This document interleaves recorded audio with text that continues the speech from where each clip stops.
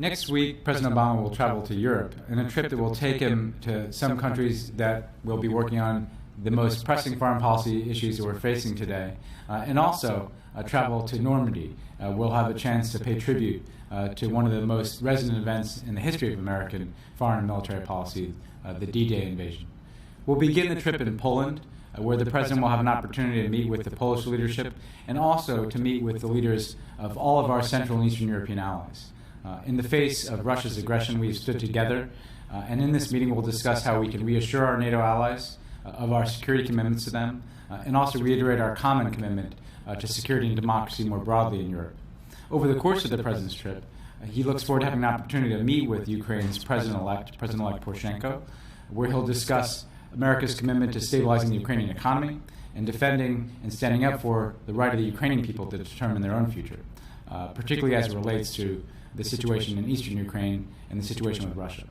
We actually believe Ukrainians now have a huge opportunity, having been through a successful election, elected a new president committed to better relations with his neighbors, the West and the United States, as well as dialogue with Russia.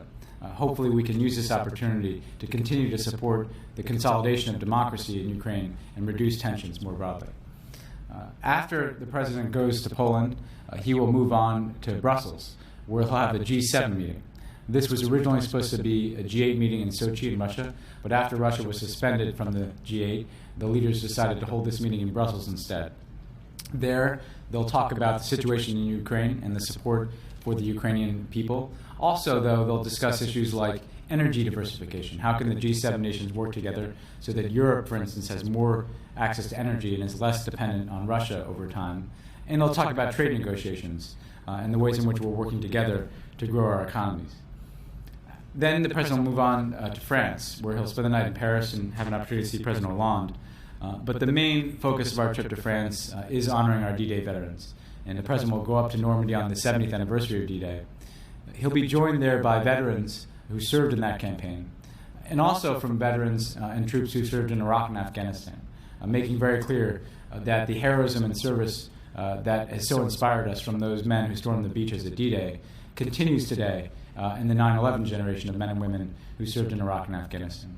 So it's a trip that will cover a lot of business, from NATO to Ukraine to European security to trade and investment relationships, but it'll also be a chance to pay tribute to a history that all Americans are rightly proud of.